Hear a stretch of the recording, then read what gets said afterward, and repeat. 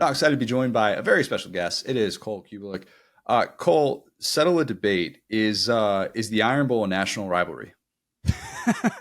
It's not a debate. Go look at the ratings for it for the last decade plus. Yeah, absolutely. I think there's reasons that when you see national college football writers put their lists of best rivalry games or best rivalries together, it's towards or at the top of the list. So, yes, absolutely it is. The discussion that Sam Acho, for whatever reason, decided to venture into at SEC Media Days, of all places, to be able to throw that take out there that the Iron Bowl wasn't a national rivalry and that the Red River rivalry was a national rivalry was just it was baffling in every single way. And the ratings point too, like, I'm not a big ratings police guy, but just because I think it's just like it can be a weird discussion. But the Red River rivalry isn't even played during rivalry week, so it doesn't have the competition of all of those other rivalry games. And the fact that the Iron Bowl still does better when everybody else is watching their team play against a rival, I mean, that's open and shut for me right there. Hey, listen, we all fell in love with college football at different points in times for different reasons. And that's what makes college football great. We have our teams, conferences, rivalries, coaches, games, whatever, players. But there's an aspect of it that I do think it helps when you've experienced it. But I haven't experienced Red River, and I know that thing's great. I haven't experienced Ohio State, Michigan. I know that thing's great. But the Egg Bowl conversation is one that I don't anticipate a lot of people will be on my side with. Because I haven't really paid close attention to it or been around it. Surprisingly, there were a lot of people that were, calling me a college football casual for where I had the Egg Bowl, saying that they're not sure they had ever watched the Egg Bowl, which to call someone a casual and then admit that you did not watch a standalone college football game, the only game on, I don't really care who it is, there wasn't another option at that time, feels a little bit backwards, but hey, everybody's got their opinions. Cole, you're the least casual college football fan I think I know. Like literally the least like you are the diehard to the point where you are breaking down film of a guy that you're probably not even going to be covering anytime soon on a 6 a.m. flight after you've just covered a Saturday night game. Yeah, it's we try to get it all in. So it's like I tell Aaron Taylor every year, you need to put out a Joe Moore Award watch list with every single team. Just all of them, because between us all, I know we're going to watch them all. I'm going to try to get to all of them myself, but between our committee, I know we're watching every single team. So just list all of them, put every single one of them on there. It's a good point. Yeah. And yeah, I did probably omit that part of it. And obviously you being heavily involved in the Joe Moore Award, that certainly speaks to why you're watching so many of these teams and, why you'll put these clips out there. Let's talk about those two teams in the Iron Bowl though, because Alabama's offense, it feels like a total inverse of Washington's offense, at least in terms of what they do well versus what they don't do well. And I'm putting a little bit of blind faith in Kalen DeBoer to figure things out and to be able to adjust to this personnel.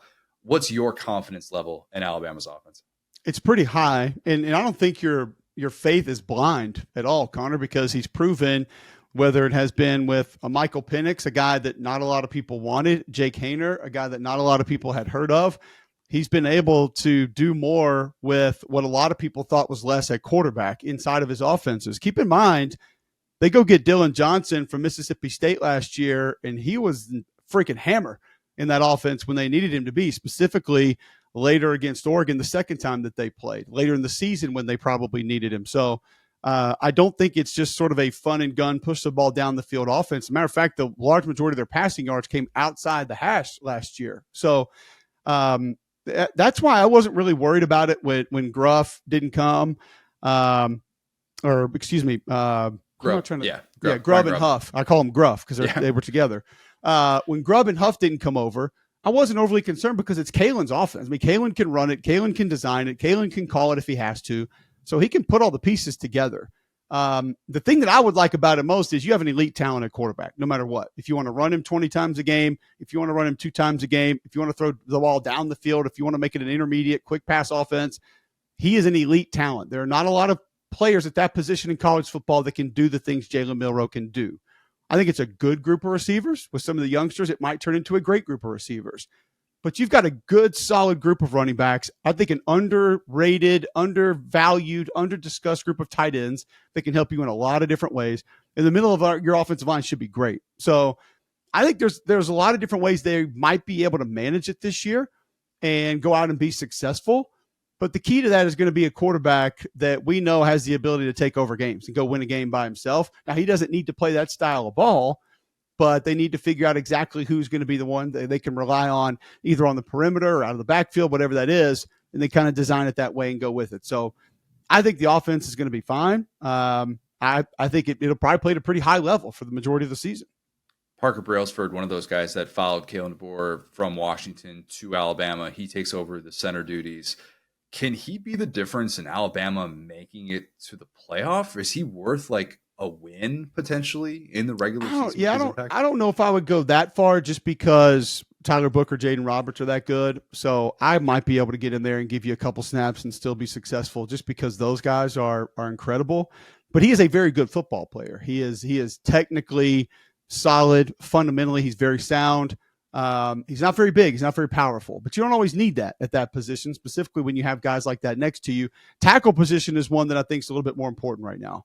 And there will be facets to this offense that make it a drop back offense, and you're going to need to protect. Caden Proctor not going through spring concerns me a little bit. You go to Iowa, you come back, you miss spring there, you miss spring here. So not really having been in pads since January 1 before you started fall practice, I'm a little worried about that and just what kind of steps you can realistically make. The battle at right tackle is still kind of ongoing. So we'll be able to see who that is probably game week and maybe find out actually during the game. And I wouldn't be surprised if Pritchett and Formby both play, but that's one that needs to be worked out. And that's where that group of tight ends I think could help you. But he's going to be fine. He's going to be solid. The thing is last year, I think people are getting a little bit ahead, just a smidge ahead on Brailsford because they felt like McLaughlin was that big of a liability last year. And the reality with that is Seth was fine. A lot of the snap issues, that was a combined effort. That wasn't just him. A lot of those were guys not being ready. A lot of those were miscommunication. And so if that gets buttoned up, it doesn't really matter who the center is. Like you've got to get that part of your offense repaired first. And maybe they figured out a way to simplify it. Maybe they're on the same page, but it doesn't seem like it's been a problem so far through fall camp.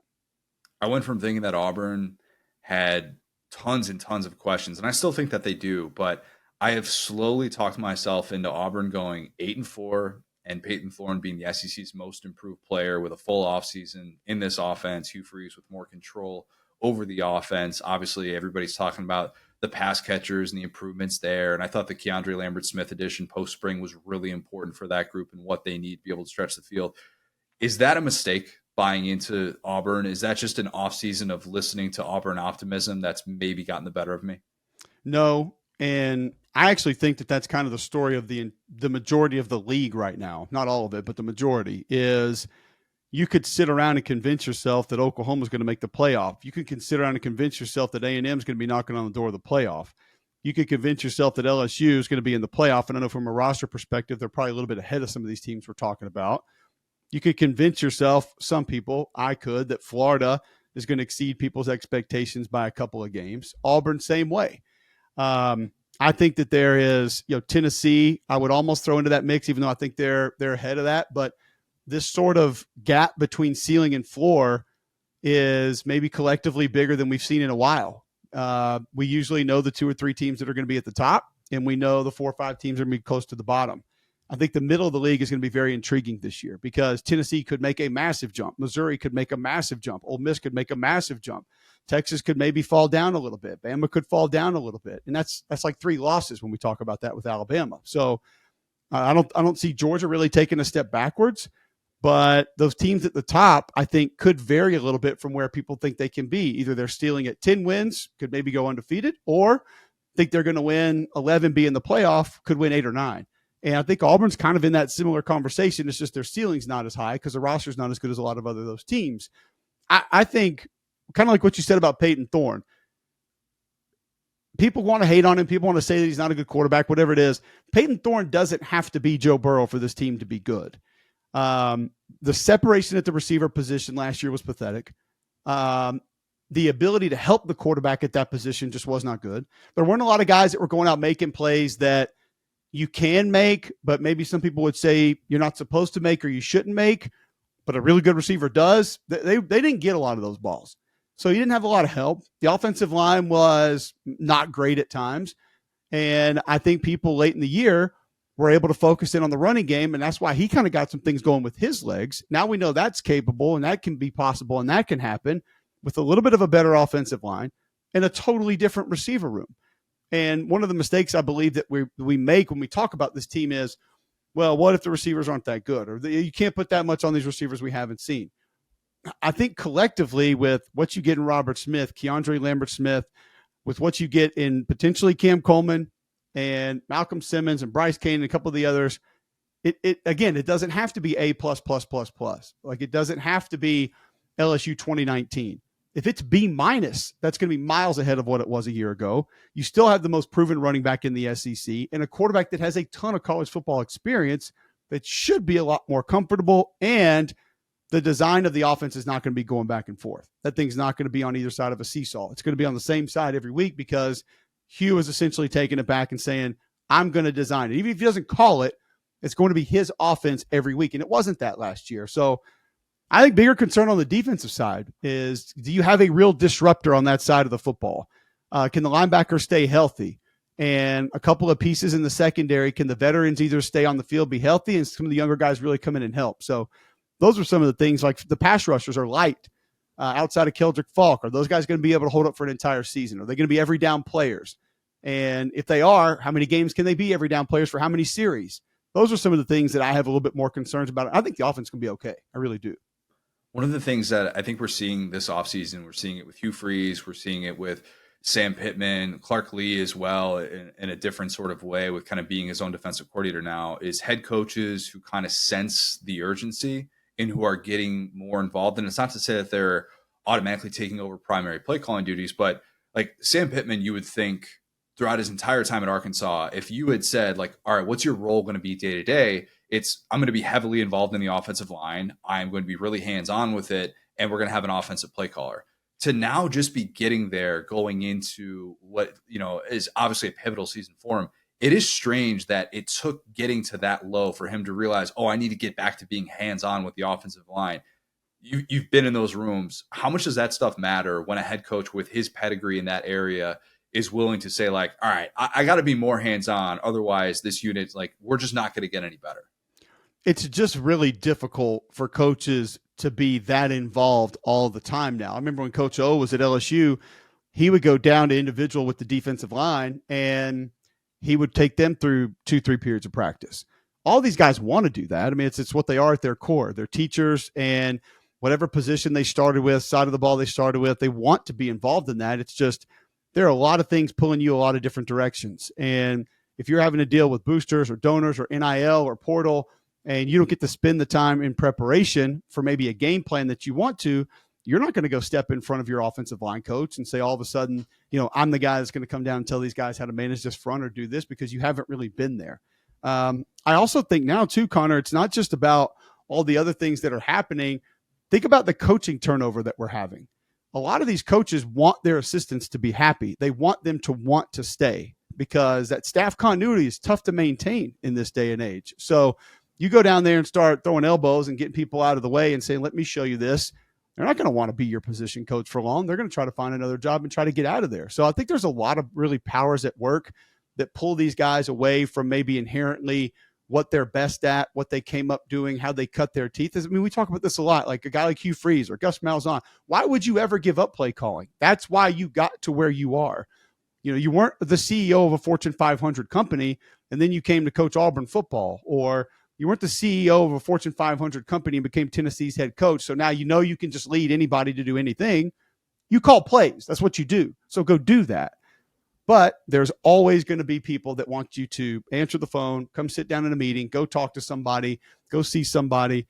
And it's tough. And with where we actually are with player and coach turnover and the pressure that comes with it, that's why some of these new roles are popping up, and those guys are going to be making a bunch of money because we're going to offset a lot of that responsibility to them.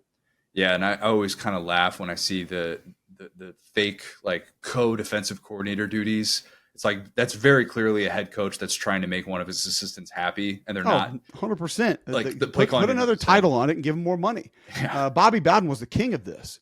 He would have the assistant associate head coach for the defense, or the co-defensive coordinator and general manager of inside linebacker. I mean, he had, whatever it was, president of football administrative duties and linebacker coach. And so you put a title, that means they get more money, and you give them a little bit of a raise and make them feel more important. What's the most BS title you've ever held?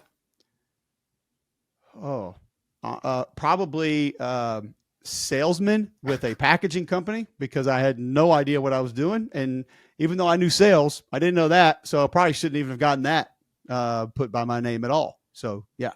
Okay. I was going to say, for me, it's senior national columnist, which is my current title. That's not good. That's probably a different story for a different time.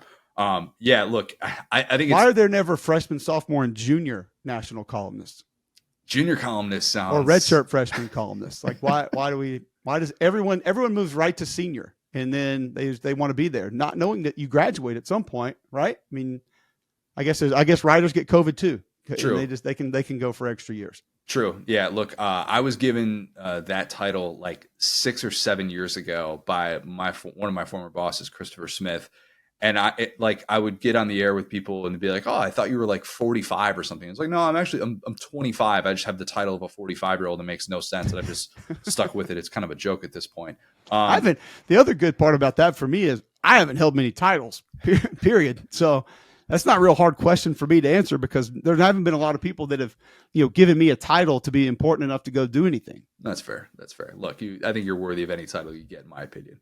How significant is Texas losing 2 running backs in fall camp? Because everybody knows the track record with Sark and the running backs and all that stuff, the starters they have back on the offensive line. But can this be something that holds Texas back from a national championship?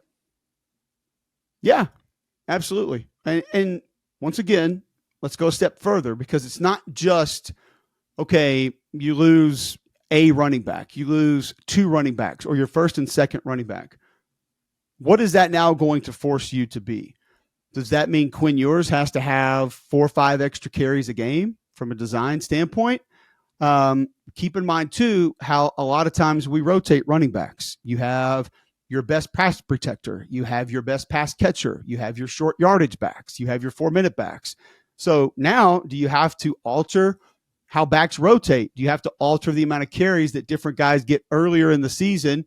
Maybe now you have to give another running back an extra 10, 15 carries early in the season per game, because you have to get him acclimated to real college football and get him an understanding of what's going to happen here and there. There might not be guys on that roster now that are as adept at catching the football. So the motion-based matchup offense, that's what Sark runs.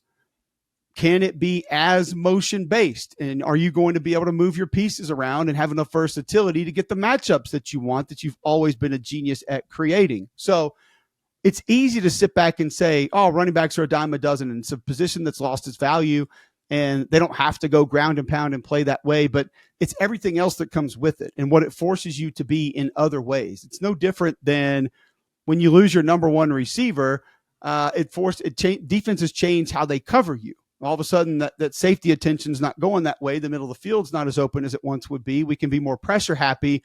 Voila, totally different game plan. Or how you might have to protect if you have liabilities on your offensive line. You lose a guard or a center, and all of a sudden you have a liability where those guys were. You may change the way that you protect a little bit more, and that doesn't allow you as many 7-step drops. You can't challenge down the field as much. You can't go play action as much. So it's what it does to you in other ways. Outside of just saying, oh, 2 really talented running backs are now gone, does that mean we can win all of our games? I think Jaden Blue, the plan for him is going to be really different than what they anticipated, because I thought he was going to be used a lot in the passing game. I thought he was the guy that they felt comfortable with pass protection and stuff. And it just, you're right. Like it just feels like it changes everything. I'm kind of wondering, like, have you watched a guy like him yet? Like, have you had a chance? Because I'm sure you've watched a ton of Calvin Banks and stuff like that. Like, have you had a chance to like sit down and watch him? Because he's going to be in a very unique role, and especially with what we know going into the season. I think he's physical. I think he's explosive. I mean, you don't recruit him there at that position if he's not capable and doesn't have the tools to be able to come in and help you. So, I think he's a guy that was going to get a lot of run this year anyway. It's just like you said, the role will now change. And what does that include that maybe it wasn't going to include before? And what does that now have to replace that maybe he wasn't going to have to be a part of before? Also think about special teams. Running backs are heavily involved in special teams, kick cover, kick return, punt cover, punt return. Those guys, that's one of those positions, kind of like inside, outside linebacker, safety, defensive end, tight end, that are viewed as hybrid athletic, sometimes extra physical, that you need on those special teams groups. So how does it change your numbers there? And that's something that has to be altered. So I think he's fine. I think he can be a good back. It's just it's more about the wear and tear, the physicality, and how much he's going to be asked to do early in the season and then throughout, as opposed to what it was going to be before. I'll give you your choice if you answer whichever one of these you want. Maybe they're two of the same. You can either answer what's the take that you've gotten the most pushback on this offseason, or what's the SEC thing that you think is most concerning? I know you're talking about like Auburn not having that game record on defense. Like maybe it's one of those defenses among the contenders. Like I feel like I have a lot of concerns about the defenses that potential playoff teams could have, and right. Are they going to be able to travel on the road, like new coordinator, anything like that? What comes to mind for you? The take that's gotten the most pushback has been at media days when I didn't have Alabama's offensive line in my top 5. And it's hilarious to me that a fan base that was absolutely on fire with their group for 90% of last season, let's just say outside the SEC championship game, which that group is about 80% why they won the SEC championship game, is now just 95 Nebraska. It's just everything just got repaired in a new offense with the new offensive line coach. By the way, just we're great. Tyler Booker might be my favorite player to watch in college football. Love Jaden Roberts. Parker Brailford was a really good player, but like I said before, Caden Proctor didn't practice before the fall. He had weight issues last year. Technically and fundamentally, is he going to be able to be a good tackle in college football? We don't really know that. And then you got to find somebody on the other side. It was hit and miss. It was up and down a little bit last year. So that concerns me that consistently they will be great. And I think they could easily be in that top 5 by the end of the season. But there are parts of it. Also, keep in mind, Brailford missed a lot of the spring. So he kind of wasn't around that group. So how many snaps are they getting together as they enter this season, which those are limited in fall camp anyway? All that could go away. We just don't know. And there are some other groups that I feel a little bit more confident won't have to manage that and deal with that. The second part of your question, my biggest concern, honestly, Connor, I think is along the defensive line collectively. I couldn't tell you the last time that I really thought collectively, all together, that the offensive lines were ahead of the defensive lines going into a season in this league. I mean, it's Mississippi State has got 2. Ole Miss has got 1. Florida's got 3. Tennessee's got 2. Bama's got 6. Georgia's got 5. LSU has 4. It's not like that right now. It just isn't. There are not a lot of guys up front in this league that I would feel like I need to game plan around. James Pierce, yes, there's going to be part of our plan that has to do with him that is going to take time, and we're going to actually have to go manage that, and he's going to be somebody that we probably know where he is before the ball snapped on every play. How many of those are there in this league this year? I mean, if Harold Perkins is lined up outside of our tackle on the line of scrimmage in 3rd and 8, like, yeah, that at that point in time, but he's not going to be there on every down. So do you count him? I'm going to know where Shamar Stewart is before every snap on every play because he can wreck your game plan. And if Nick Scorton is what all these draft analysts are saying that they think he is, that's going to be a real problem because one of the two is probably going to get favorable matchups a lot of the time. But I don't think Auburn has that guy. To be honest with you, I don't know if Alabama has that guy yet. And again, I'm not saying they don't. But if they do, who is it? Because Jaheim Otis is not really that guy. Tim Smith hasn't been that guy. Keenum played good football last year, but he's not that guy. And I'm talking about your Quinnen Williams, Jonathan Allen, just there's nothing you can do about it. And I don't know if we have a lot of those guys in the league this year. So does that mean offensive lines are going to be even that much better? Does that mean more ground and pound type football will be more successful? Are there going to be less sacks? Are mobile quarterbacks less important? I don't know the answers to these, but it's a little bit of a concern because there have been a lot of teams for a lot of years that have been able to lean on a guy or two up front because they were that problematic. And not many teams feel like they have that individual. That's why it makes me feel a little bit better about South Carolina's defense, Tennessee's defense. They have real defensive tackle numbers. And just because they're not first-round draft picks, like some guy got mad at me on my show this week, and he was commenting something on the YouTube about South Carolina's D-line can't hold Tennessee's jock. And okay, but I've complimented Tennessee for having really good defensive tackle depth, like 4 guys that have really played and played good football. Well, South Carolina has 4 or 5 also that have been around, that have played, are battle tested, have played good football that you can rely on. Relied upon defensive tackle depth. It's not something a lot of teams in this league have. So when I see it, I'm going to elevate you just a little bit because I know how important it is. Deion Walker, Mykel Williams were the only 2 guys I thought you could probably include in that discussion, but they're both trying to do kind of different things a little bit. How many career sacks you think Mykel Williams has? Mykel Williams has what, 6 career sacks? It's not maybe. It's low. We looked it up a couple months ago, and like no one on the show could believe that it was as low as it was. Now, doesn't mean he didn't affect other games and do other great things. He has, but for all the hype, you would think the production had at least been a little bit higher at other times. But he can be that guy. Yes, Deion Walker can absolutely be that guy as well. It's just, man, I'm used to having 15, 17 of those guys in the league. Yeah, and I think both of them too are trying to assert themselves more as pass rushers, and some of the tweaks, right. Williams with position change, some of the weight loss stuff with Deion Walker, that's definitely part of it, and some of the unknowns.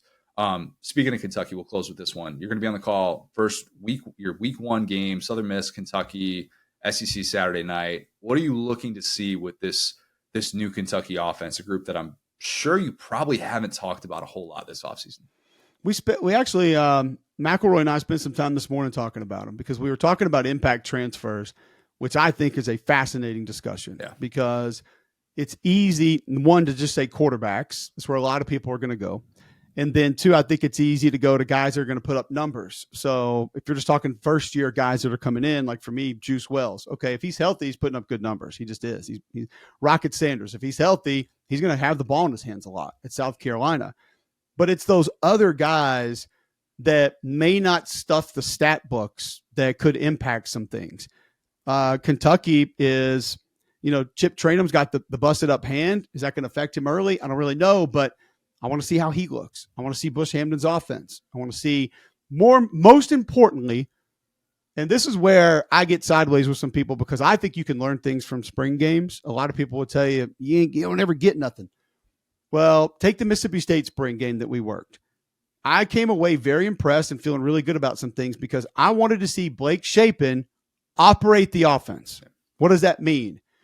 Are you getting in and out of your fakes? Are your reads clean? Is the ball out on time? Are you panicking in the pocket? Are you throwing balls into the stands unintentionally? Because he threw some there intentionally, which I thought was great and what he needed to do. And the difference between he and the other quarterbacks that came in looked totally different. I want to see Vandergriff operate that offense. And that does not mean 40 of 44 for 358 yards and 5 touchdowns.